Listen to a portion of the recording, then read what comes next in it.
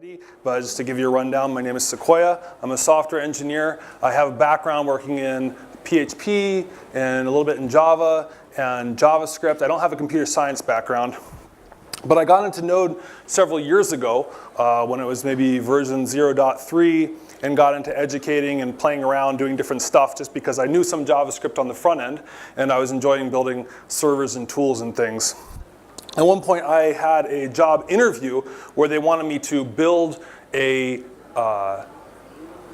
API client for a coding exercise. And I had been working mostly on the background in Java at the time, and I thought, oh gee, I'm gonna have to figure out what's the new tool in the browser that I can build an API client on so you can connect and list list items from their API, etc. And they said, oh, you could build it in whatever framework you want. It could even be a shell. You can build a command line client. And I said, oh, a command line client, well, that's easy. It's text in, text out. I don't have to worry about CSS. I don't have to worry about HTML. So I started with that. And when I started looking and seeing what all was out there in the ecosystem of libraries and frameworks to build command line tools with JavaScript, I was really surprised to find out that there's a very rich ecosystem.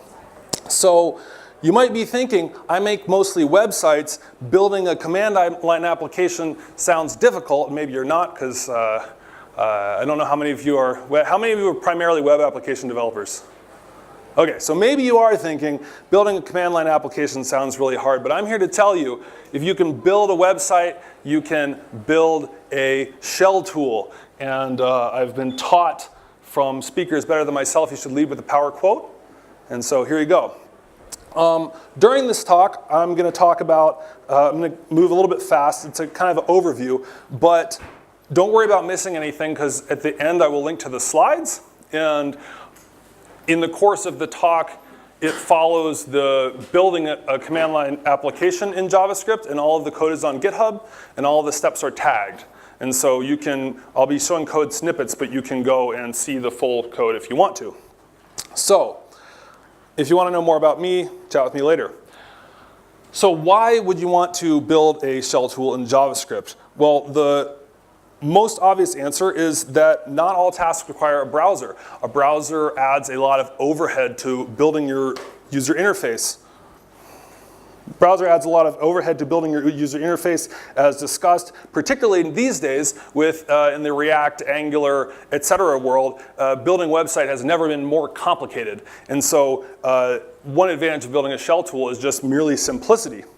So if you reach for Angular or React or a similar tool, every time somebody says, you want to solve a problem, then using shell tools will let you get a different approach to them. So the next reason you might want to do this is because it gives you a different perspective on programming. If all you've ever built, or you work primarily building desktop software or primarily building web applications, building things that are all text in, text out, and building things that you interact with the shell just gives you a different approach. There's less context switching, and this is particular to developers. If you, like me, like using the command line and you find yourself working in the shell every day, and that's where you spend a lot of your time when you're working, maybe you're in your IDE, and if you're not in the IDE, then you're in the terminal, then this can be a big advantage. If I need to look up a single value or something, I really don't want to go load a browser to go look on GitHub and see the thing. I just want to say hub issues and see the issues right where I'm working. It allows you to interoperate with other shell tools, and this relates to the Unix principle of doing one thing, doing it well, and then the sort of design principle of composition to say don't make your tool try to be the be-all, end-all. If you build a web application and you want to output a listing of users or something, or output a listing of pods in your Kubernetes cluster, then you output that list in HTML, and then you want to sort things or filter. You have to handle all that yourself. You have to write your own sort, or you have to use a framework that does sort. You have to write your own filtering, etc. Whereas if you build a shell tool that just outputs it as text, you don't have to write sort because there's already a sort command. You can, get all your get one line per Kubernetes cluster pod or whatever, output them and pipe it to sort. pipe it to grep to match the things you want to use. So interoperating with other shell tools is another advantage of building a shell tool. And it's fun, but most importantly, it makes you look like an elite hacker because it's like, oh man, I'm in here in the terminal. So why would you not want to build a shell tool with JavaScript? Because by now you're probably thinking, I'm sold, I'm ready to rewrite all my applications as shell tools. But slow down, because for most people, while I work in the terminal all day, and many of you probably also do, there are major accessibility problems around command line applications. Discoverability is one of the biggest problems. It's very difficult to see what's available and how things work. And a lot of times with command line tools, if you put the command in not exactly right, then you get some sort of error message that's completely unhelpful. Versus in a graphical user interface, you have something like the file menu, and you can click on it and see all of your options. Discoverability is much better. So while I really like building I really like using shell tools, and many of you may also remember that not everybody out there is a programmer, and this is a good blog post about why shell tools are bad. So everything else is great. So with that out of the way, let's jump in. So my goal is to listen to madcap British humor on the Burkus Way. And the Burkus Way is an old radio show that's kind of like a proto-Monty Python. Does anybody watch Monty Python or familiar? Okay, maybe not. But essentially, it's an old show. It's on a website called radioechoes.com, which hosts a bunch of old radio shows that I like to listen to. And I like to listen to them on my phone, but there's some problems listening on my phone, which is that the website, first of all, is slow. It's not built for mobile, and so it's very difficult to use. And you have to go through several clicks in order to get to the content. And then there's the additional problem of if you're streaming something, if you're streaming audio in your browser on iOS, then it takes up your whole browser. You can't do anything else. And these problems combine to make it a very difficult mobile experience. So to give you an idea of what the website looks like, this is what we're working with here. So this is the Radio Echoes web page for the Burkus Way. You can see there's a couple of clicks to get to the content. We have our listing here. It has the title of all the shows, and then it has a link to the download MP3 file, but it doesn't actually download the file. This just requests and opens a second page, which then gives you the link. And I assume that they put this in place to make it more difficult to write web scrapers, but we don't have to worry about that. But it is an extra step when we're writing our scraper that we have to not just download the link, but we have to click on each of the subsequent pages and pluck all the links out of them. So our goal is to click the download MP3 file link for each one of these, and then get this actual download link and write each of the files to disk. So let's take a look at our starting point. A couple notes about the format of my slides. The title, as I mentioned, is a link to a Git tag for that step on GitHub where you can see the full code.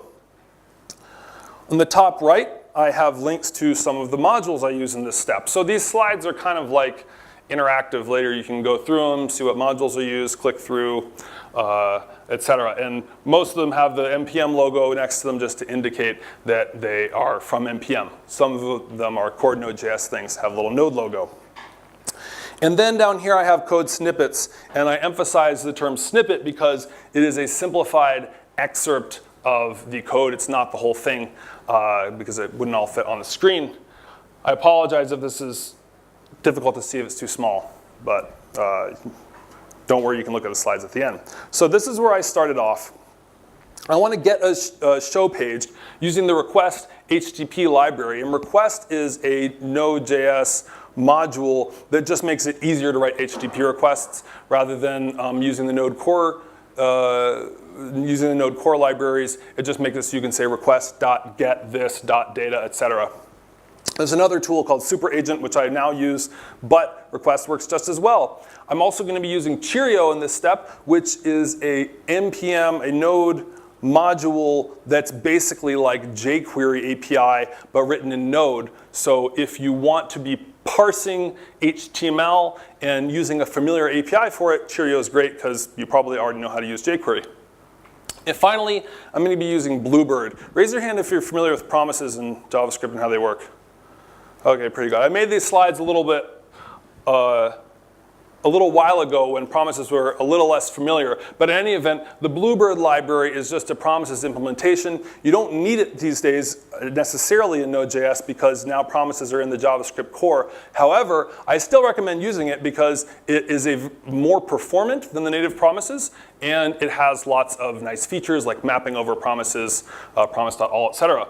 So we're using the part of Bluebird where you can take an entire callback-based API in Node and convert all of the functions to return promises instead of taking callbacks.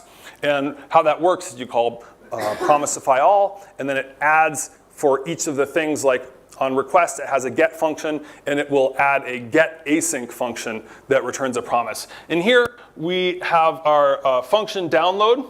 We have our scraper module. It exports one function. And this function takes a show page path. And then you can see we use request get async, which is that promisified version of request.get. And take the show page path, use URL resolve to add it on to our base URL, which is http://radioechoes.com, etc. And then we are going to get the download page URLs. So the first step is to get the listing page, go through that page, and use Cheerio to pluck off each of those download links and build them into an array. And then we want to get the MP3 URLs. So for each one of those items, we're going to click on the link and then go get the next link. And then finally, we want to download the MP3s. And this will take the array of MP3 URLs, send it to, and map it over a function that we'll call download on each one. And we're going to stream them to disk, and we'll look at that in a second. Finally, we're going to catch errors if there are any errors. So this is our download module. This is our starting point. Everything's static so far for the most part. All we need now is just the index.js kind of file, an entry point file. So it requires the scraper, the download function from the scraper, and then sets our show page path and runs the function. So this is our static scraper. Let's see how it works. Here I'm running, it says scraper.js, it should say index.js. I have some console statements that say I'm requesting the page. I got the page title and just output a little information so I know what's going on. And basically it works. Everything's good, it works, it downloads all the MP3s, and that's nice. And this was where I started out at the beginning of this project. And this works well, but there's a few issues with it. One is I ran into a problem where I would be getting this output of downloading file 1, downloading file 2, downloading file 3, and then all of a sudden it would just sort of stop, and I wouldn't know what happened. Did my network connection go down? Am I trying? Is this one MP3 file actually 500 megabytes instead?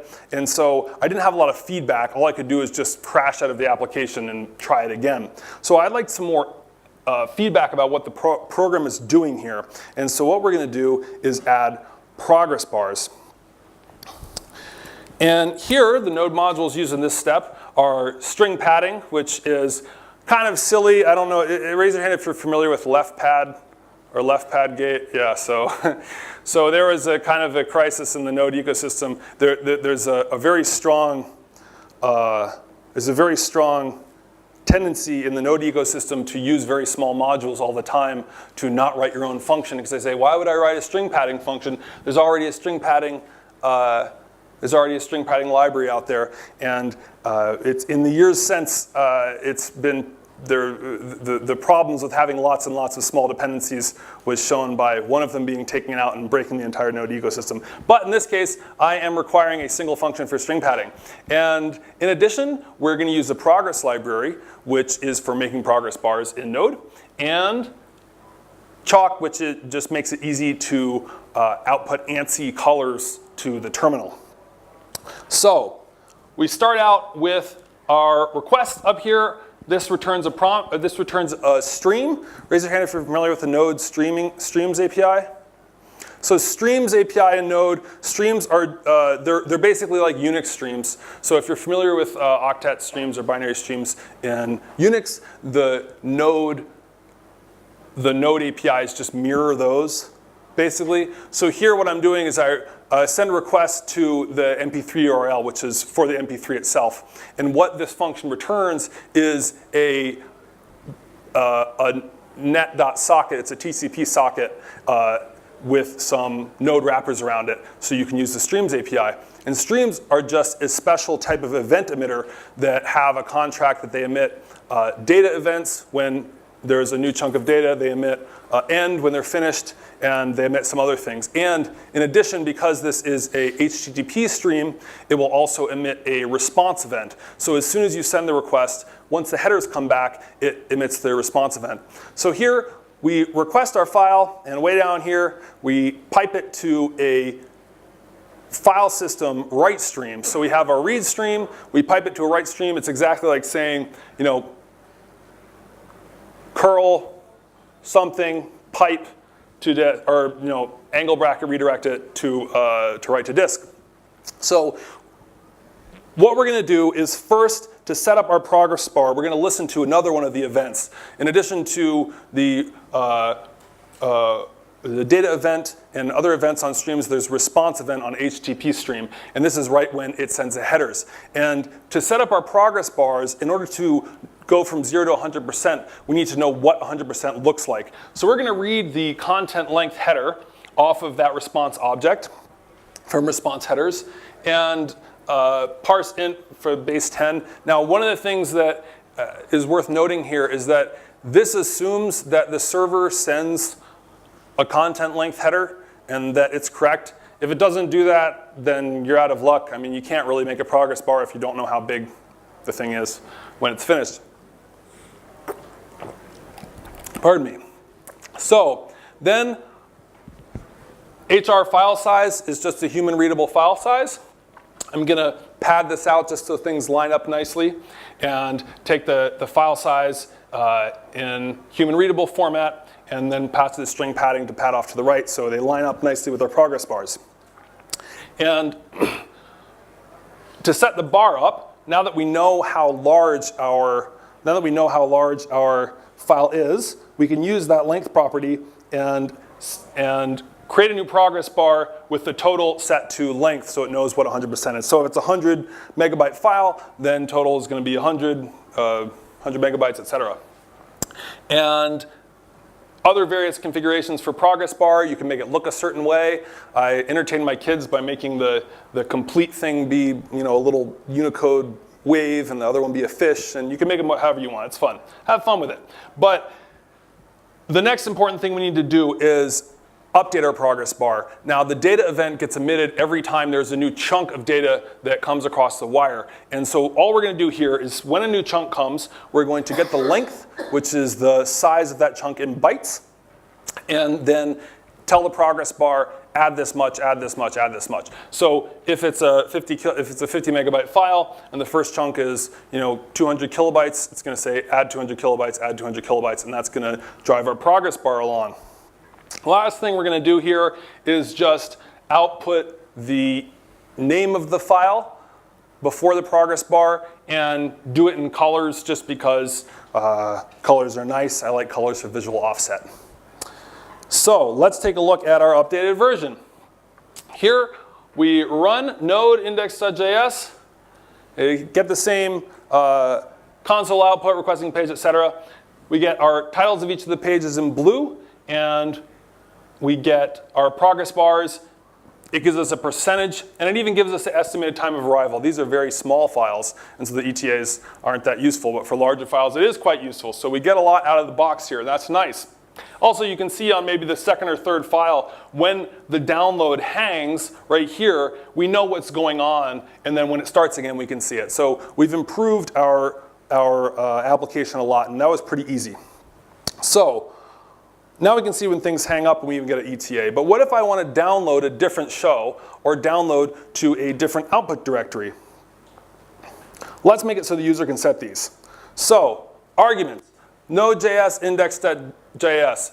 And then the Berkus way, we're going to add our show slug as a first argument, and we're going to add the directory to output to as our second argument. Now, Node exposes arguments on an array called process argv, but I don't like to refer to these as arguments as much as space delimited tokens. They're not what we think of as command line arguments, because typically I wouldn't consider this right here to be a command line argument. I would say this is my command, this is my, the file I want to run, and then these are the arguments. But from Node's perspective, every single token separated by space is an argument.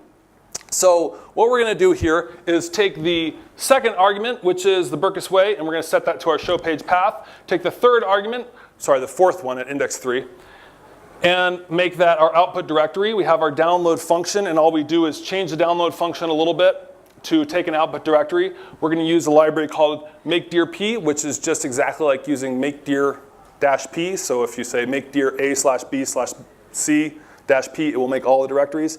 And this is just to avoid errors, so it says, oh, I can't find that directory. I just say, just make all the directories for whatever they said. And the output is very similar to before, so we won't take a look at that. And scraper.js is about the same too, but download takes an extra argument to create those directories. So we won't look at the output because it's the same.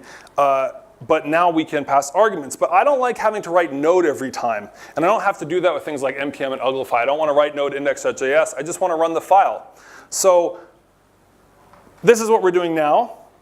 Node, and it's executable, and the script name. So the shell says, call the executable node, and pass it the argument index.js, and Node says, interpret the file index.js. Now, we want to make this look like this in one step. So the shell says, call the executable index.js, and it says, how do I interpret this executable file? And a lot of you probably already know the answer is hashbangs. So this is a special, raise your hand if you're not familiar with hashbangs. Okay, so this is a special comment you put at the beginning of your file, and it can be a Python script, a Node script, various different things. And this just tells the shell, I think it's a bash convention, but it's used in a lot of other shells too, and maybe it's even a POSIX convention. But it says, when you launch this as an executable, when you try to pass this to the shell to execute, use this program to interpret the file. And here we're using, instead of user bin node, we're using user bin env node. The advantages of this is, one, it will take any environment variables you have and pass them on to the child process when it runs node. And the second advantage is that you don't have to know, I don't have to know where node is on your system. As long as you have user bin env, you might be using nvm to install node here. You might have used a different way to install node. And so by not putting the exact path, it's a little more flexible. So here we have user bin env node. The rest of everything is the same. So now we can call index.js, and the shell says call the executable index.js, and see the hashbang comment points to node, and it will run node and pass it the name of that file. So pass node the script and its arguments. And people might see one gotcha here, one small issue, which is that index.js is now an executable. So if you just do /index.js, it's going to say you don't have permissions to execute this. So just make sure you change the permissions. All right, this is better. But it still downloads all approximately 50 episodes of the Berkus way, starting with show 1. And it'd be better if we could pick how many to download and where to start. So maybe I want to download the first 10, I want to download the next 10, etc. So we'll add a couple more arguments here. We're going to add skip and how many, that's process argv 4 and 5, and change our download function to take a couple more arguments. And basically, I'm very naively just saying get a list of all the episodes and then slice that array down to just the section that we want. And then use the async library, which is yet another tool to manage asynchronous code in JavaScript. In this application we use for asynchrony, we use callbacks, we use streams, we use promises, and now we're also using the async library. So asynchronous code is complicated in JavaScript, but there's lots of tools to make it easier. So now we can call index.js the Berkus way music 10, 5. And this is better, but the command is getting a little gnarly. It's very complicated. How do I remember which one is 10, which one is 5, is skipped, which order they go in, etc.? So I'd like to be able to name our arguments. Now remember, Node exposes arguments on the command line as space delimited tokens. So here you're going to see that we have our process argv first has node, then it has the path to our here foo.js, index.js, and then it has the rest are command line arguments. But things like out equals dot, skip equals 10, it doesn't see those as named parameters. It just sees them as a string on the command line. So we're going to have to actually split those up ourselves. So here I'm going to make an object called switches. It doesn't have anything in it yet. And I'm going to slice argv down to 3 because I want to skip this one, skip this one, skip this one, and then just get the rest of them. And then for each one of these, we're going to run a regular expression against it, split it on the equals, and then put them all together. But what happens if somebody says dash dash out space dot and dash dash get space 5, which is another equally valid convention in bash or in POSIX and shell commands to put your arguments in? Well, now it sees these as separate tokens on process argv, and our whole code explodes.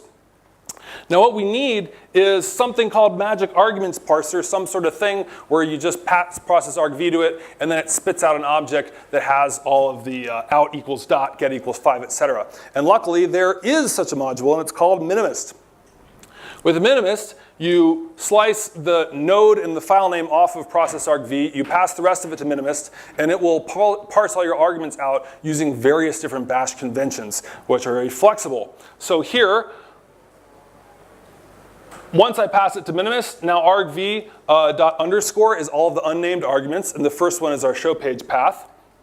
And then everything else is just on that argv object is just a property that's the name of whatever the command you gave it. So you don't really have to give any configuration to minimist. It will just, if you say dash dash foo equals bar, it will say argv.foo is bar.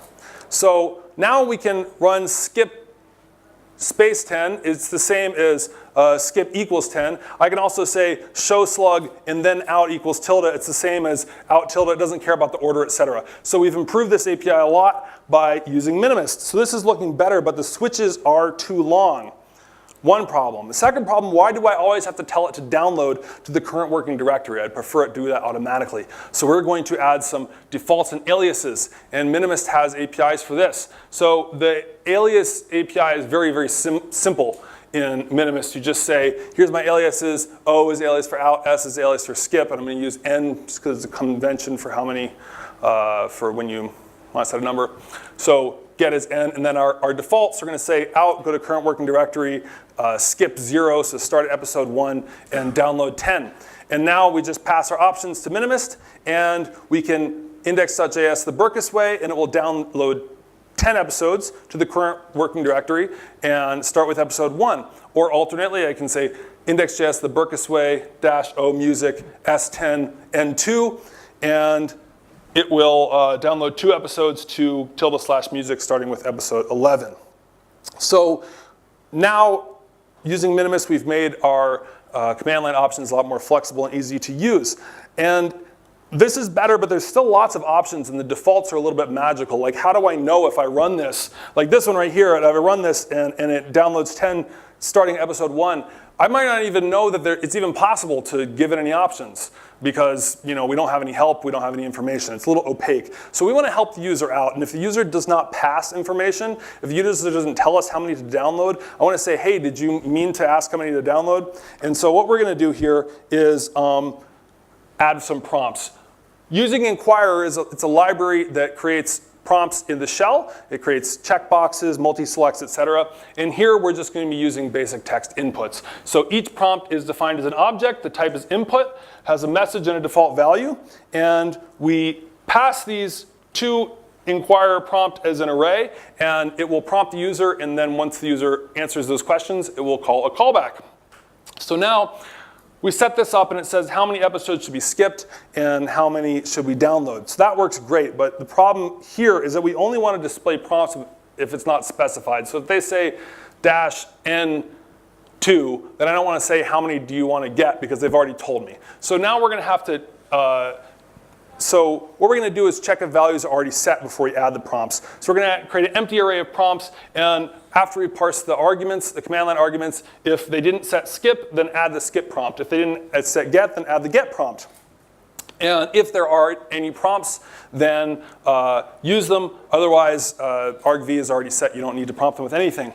So I'm using Lodash here, which is also sort of a utility library for Node.js.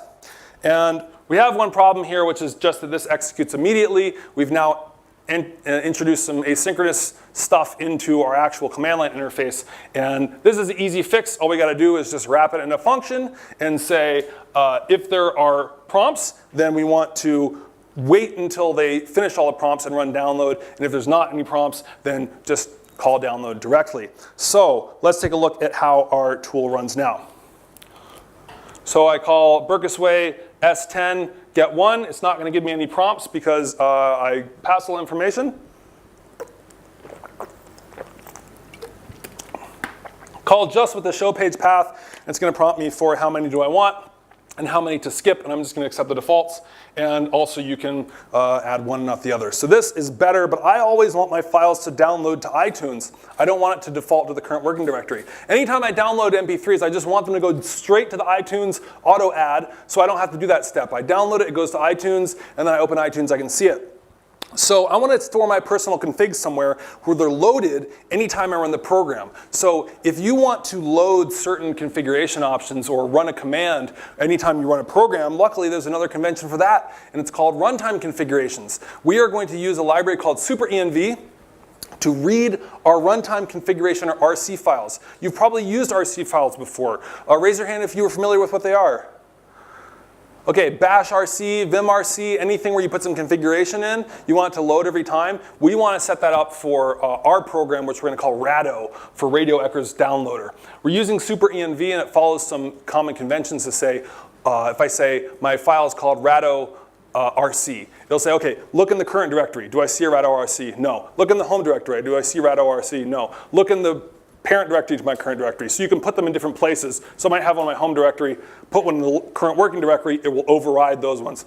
Anyway, here we have Rado RC in my home directory, and I say out equals tilde slash music, et cetera, et cetera. In index.js, we're going to have to take over defaults because now we have a more complicated kind of defaults handling. So we're going to have to take this over from Minimist to say, here's the defaults if they don't put anything. And then in descending order of precedence, first we say, we're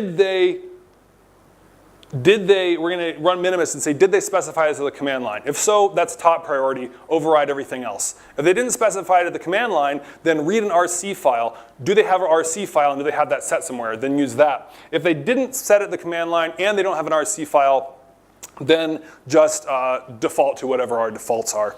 So one gotcha here is just that when you pass tilde slash whatever at the shell will expand that to home Sequoia or whatever. But if you're reading it from a file, there is no shell to do the expansion. So I'm just adding in a function here to just real quick say, in the out directory, if they put something in their RC file that has a tilde, expand that. I'm using path extra, which is just a few extra methods that get added to for handling paths, and all this one basically does is says if you're on Windows, use user profile. If you're on Linux, use $home. So now I can say index.js is 6-shooter. It'll say how many episodes do you want to download, 0, or how many episodes do you want to download, how many do you want to skip, and as soon as they get downloaded, they go straight to my auto add, and here they are in iTunes, and this is great. So everything looks good now, but there's still a problem which I still have to go to the website, and that is to get the actual path of the file. So when I want to find another show, I have to get that show page slug. And I don't want to go to the browser. I don't want to use the browser at all. So I want to add a way to search. And if I search something like Berkus, then I can just get that slug right in my shell. Now, once we're adding a second command to this, now we need to start splitting up our API. Now we're looking at, we have multiple commands. It's something like git, something like npm that have lots of different subcommands. So we want to make it git-style subcommands. Now, Minimist doesn't easily support this, so we're going to switch to another tool for command line option parsing called Commander. Before we add search, we want to re-platform real quick. here. So instead of index.js, by convention in Commander, you name the file the name of the command. And ours is called rado. So I have rado.js. You can see this is our entry point as user Binenv Node. I require Commander, and then how you define options in Commander is a lot more straightforward, or it's a little more declarative, where you just write them out as though you're writing the help output for that option, and then it will parse that and then build an option for you. So here I say, this is the top level entry point. I don't define any settings here. I just say I have one command and it's called download, and then parse process argv. By convention, if it says download and your thing's name is rado, then it will look for a file called rado-download, which we'll put here. We'll take our index, move it to rado download, and then pull out minimist, replace it with Commander. Here you can see option -o, -out, and then path. And it's nice because you just write these just like you were reading the help output from a command, and then it parses them out. It figures out the name of your option. It figures out the short version, etc. So now we have our get style subcommands that run rado.js, and we get this sort of help output. And we get this just right out of the box. It tells us, hey, you have one command down here. It's called download, and it takes a name. It's called download some shows. Our description is to download some shows. So now I can run rado.js, the Berkus way get 3, and everything works as before. So with our replatforming out of the way, now we can build search. So search is going to, first we're going to add a second command here. Say, in addition to download, we have a search command. And in our scraper, instead of just exporting one function, we're going to export 2 now because we have one function for downloading, one function for searching. And our search function, this is just kind of the outline, high-level sketch of it. We're going to get the base URL, which is the listing of all shows. We're going to build an array of all the shows with some information about them, like the title, how many episodes there are, what genre it is. And then we're going to take our search term and filter that array down to only things that match our search term. And we're going to return that, and we're returning our promise for that value. So we export this function search, which in turn returns a promise of an array. So how do we consume this? We take require scraper.js search, and then in our search, in rado search subcommand, we don't have any options, so we just say program parse argv, because search doesn't take any options besides just the term that you're searching. And we pass the arg0, which is the first unnamed argument, which is our search term, pass it to search, and send the results to print results, which will loop over them and output the title and all the other stuff we need. So what does it look like? Now we run rado.js search west, and we get this output of all points west, all-star western theater, horizons west, expector west, etc. And this is looking nice. Now I don't have to go to the browser. I can just see, there's 96 episodes of this available. I'm going to download the first 20, and I can just copy and paste this slug here. And again, we're using chalk. So this is nice, but when I look at this data, I look at it and I think, we have the exact same fields on each one of these, and we're outputting them over and over. This looks like tabular data. So why are we outputting as a list? Let's output it as a table. So we're going to use CLI table, which is another command line tool or a library that lets you output tables to the command line. So here we're going to update our print results function. Everything else, parse, search, then print results, that's all the same. We're updating our print results instead of just outputting the title and stuff. First, we want to create a new table. Here's the headers we have for our table. Normally, you would also say what width are the columns here, but we have to kind of dynamically size our columns, because when you create a table and when the text in the table is too big for the column, it will truncate. But for our slug, we cannot truncate the slug. I need to see the whole slug because you can't use it if it's been truncated. So we're going to set the column widths later on. First, as we go through, we're going to set our longest slug is 0, and as we go through each of the shows, we're going to look at each of the show slugs and check whether it's longer than the last longest one.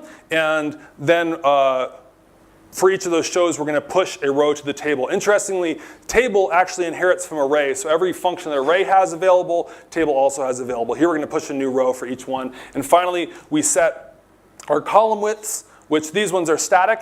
Only the last one, for the slug, is whatever the longest slug was plus 2 for a little space on the sides. And then table2string just creates a string of it, and we still need to pass it to the console log. So what does it look like when we search now? We get a nice table, kind of like MySQL, and it's much better. It looks very good. More stuff fits on the page. And even Louise, I searched West here, Louise, Massey, and the Westerners, the whole slug is wide enough, the table is wide enough to fit, even though the titles get truncated.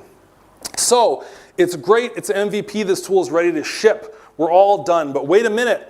What about documentation? Let's start with help. You can't ship a tool without documentation. So with program, with Commander, you get a lot of documentation and help output out of the box. Sorry, I'm kind of in the way here.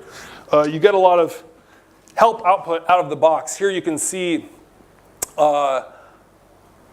we wrote all of our help when we were writing the command, and so now you say rado.js download -- help. I haven't added anything yet, and it will already generate this help output. So that's another great feature of Commander. We have this out of the box. We haven't done any changes. But we can still improve things because there's some problems here, like it doesn't tell us what this does. It says rado download options, but this is inaccurate. You have to add a slug for rado download, not just the options. So we want to fix this up. So we're going to add some stuff in here from other Commander APIs. We can say the usage. The usage is, it doesn't just take options, it always takes a required slug. We can add a description. It downloads some shows. And finally, Commander also emits an event when users enter -- help and hit enter. And I always like to have examples to look at for when I'm using a command line application. I find it a lot easier, improves the UX for me. And so we're going to print help when they do -- help. So now when we do rado download help, you can see we have our nice usage string that is correct. It requires a slug. We have a nice description here and some examples down at the bottom. So this is looking a lot better. One other issue we're having is that I don't want to do /rado.js. I want to just type rado. Like when I'm using Webpack or something, I don't have to do /webpack.js. Now, when we publish to npm, it will already do this. It will look at the bin property in our package JSON, and when we do npm install, it will say, you have a bin property. You want to link this file as a binary command. But when we're working locally, we don't want to have to npm install every time. Luckily, npm gives us a command called link. And when you run npm link, it will take the current project you're working on and link it globally so you can then require it or use it from other projects. And that's for if you're working on a dependency directly and you want to test it in other projects. In our case, we're working on a shell tool. And so when we run npm link, it'll say, OK, your project's name is Rado. It has the bin property, rado.js. So take this name and link it to this file and put that somewhere up in our path. So now I can just run npm link. It creates a global link to the current directory. And now I just type rado help, and we get our help output. I don't have to do /, et cetera, et cetera. So we have the help output, but that's really great. But we want to take this up to the next level, get real elite hacker credentials, and for that you need man pages. So creating man pages is pretty easy in Node.js because of a library called markedman, which takes markdown files and generates man raw files, which is the format that the man pager consumes. So here we're going to just fix up our Rado download markdown documentation. We're going to change things around a little bit just to make it a little more man-filey looking. We're going to add stuff like a little 1 here to say which section of the manual is it in. It's in section 1, user commands. We're going to add the headers in all caps, and they're in all caps for a very important reason, which is that at some point in the past, a Unix programmer wrote a man file, and he put the headers in all caps, and now we do that forever and ever. Amen. And so I have a little script here called build man pages. All it does is it says read each of the files in docs. This is an example for one. Run marked man on it to take the markdown and compile it to build it into the raw format, and then write it into a directory called man. And finally, we just need to tell npm when it's installing our tool, where are the man pages? And we use a property of package.json called directories, and directories.man tells where the man pages are. And I made a directory which confusingly is also called man, so directories.man equals man. Now, when we npm install, we can run man rado download, and we get nice man pager results, and that's great. Now we're really ready to npm publish, and publishing to npm is quite simple once you've set your user up, which I won't go over here. Basically, just follow the directions to set your user up, and then you run npm publish from your project directory, and there it is on npm. Rado, Radio Echoes download. So that's it. In summary, we talked about command line input using commander, minimist, and inquirer. We talked about command line output with tools like chalk, CLI table, and progress. And we talked about documentation with commander and marked man. So thank you for coming. You can find the slides here at bit.ly shell tools slides. And if you want to find my information, it's down here. I'm actually not exactly for hire now. I was not able to update my slides because the Wi-Fi is bumpy. But thank you, and I hope you all check out the Berkus way. So are there any questions? Can you please basically restart the downloads from where it stopped? Oh, can you pause the download and restart? I downloaded 10 episodes. I was downloading 100 episodes, and my internet broke on 10th episode download. And those episodes were like very big. Let's say 200 MB each inside. So I want to restart the now. That I don't know. So I can think of a way. Okay. You can do curl -c, but is there a way to run Linux commands smoothly in JavaScript? Yeah, if you want to run Linux commands directly, Node has an API called child process. So you require child process.spawn, and it just spins another thread to run another command. I mean, you can't like run them from JavaScript. You have to. So something like exec. So something as simple as exec or something like that. Like child process is too difficult to understand. I mean, it's not that much that comprehensive. It's like using HTTP. They're probably, so you're asking, so okay, wait a second. So what you're asking is, can JavaScript interpret a binary file that you built to run on, like curl is not a JavaScript file. Yeah. Curl is a binary that was built for your system, right? So no, JavaScript can't, like if you have curl for Red Hat version whatever, JavaScript doesn't know how to interpret that binary file. That's fine. Can I call inside JavaScript? Can I call that binary inside JavaScript? Something like Yes, by using spawn child process. yeah, like spawn is one way. But is there, spawn is a Node's internal API, right? Node's its own API, right? Yeah. Is there not something simple than that? Like something like system.exec and you just call the command and it executes. Something as simple as that. Not that I know of. Sorry. Are there any other questions? I've seen with hashbang in the script. So I see that as tightly coupling with the Linux environment. So if I wanted to run the same node tool, shell tool on the, basically shell is meant for the Linux, but if I wanted to build tools, node-based tools for Windows, so that will break it, right? So the question is, does the hashbang work in Windows? And my answer is I think it does, because I think that PowerShell at least can interpret the hashbang. And when I know that most of the tools, once you use npm to install something, I don't think you're relying on the hashbang anymore, because once you tell npm that my bin file is here, it knows to link that using Node. And so if you link it with npm, then it should work even on Windows. Even on Yes. I have seen one of the files, the usage of async.each series. Yeah. So the same thing can be achieved Bluebird's map. Yes. So the question is, so For using that async. yes. Okay, thank you. So the question is, why am I using async each series instead of Bluebird map? So the answer is Bluebird.map will immediately execute all of the it will immediately start all the requests. Now when I'm creating progress bars, I want them to go in series. I don't want the second one to start until the first one has finished because I'm outputting a progress bar for each one. And also I don't want to hit the server too hard. I just want to do one request at a time. Bluebird does have more APIs for things like map series and stuff like that. I think at the time I wrote this, Bluebird didn't have those. And so I was still, async has lots of different ways. Like with async library, you could do something like say, I have an array of 100 things I want to process with a function, map them over this function, and run 3 at a time simultaneously. So when the second one exits, then go and start the next one. And basically, async has lots of different ways to slice and dice stuff. But you can get, I don't use it much anymore. I mostly use either promises or nowadays use RxJS a lot. I might use, if I were writing this today, I might write it using RxJS.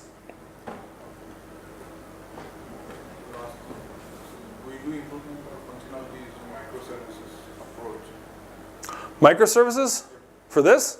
No. Basically, we do implement our functionalities as microservices. Oh, your application, okay. And I see this as a way for implementing our workflows, the shell-based tools. Mm-hmm. So is that making sense? Like, what are you trying to do? Maybe, I mean, the output of microservice 1, I wanted to redirect it to microservice 2 and so on. You probably don't need, JavaScript probably doesn't add anything to that because, Unix, the command line, most of the stuff I'm doing here is just mimicking stuff that Unix already does. And so if you have a microservice that's running as a process and it has a standard out and you can pipe the standard out somewhere, you don't really need JavaScript anywhere in between. This is like the tools I was describing here are really to build interfaces for users to interact with. JavaScript, it sounds like if you have a Unix type system and you're running different services and containers and they have standard out and you can link them together, you don't need JavaScript at that point, unless there's some particular thing you want to do with it. I mean, the same thing can be achieved using a plain shell script or, but I'm just trying to understand, how this is useful while I'm implementing a user interface and I wanted to test that. So this would be useful if you wanted to do something like you had a series of different workflow commands, like you wanted to say my services.start, services.list, and you want to build your own custom stuff. That's when this could be useful. If you want to build a command line interface and organize your commands and your different options to interface with or manage your microservices, it could be useful for that. And then kicking off processes. So if you want to say link, the output of microservice 1 to the input of microservice 2, then you wouldn't actually do that in JavaScript, but you could have it.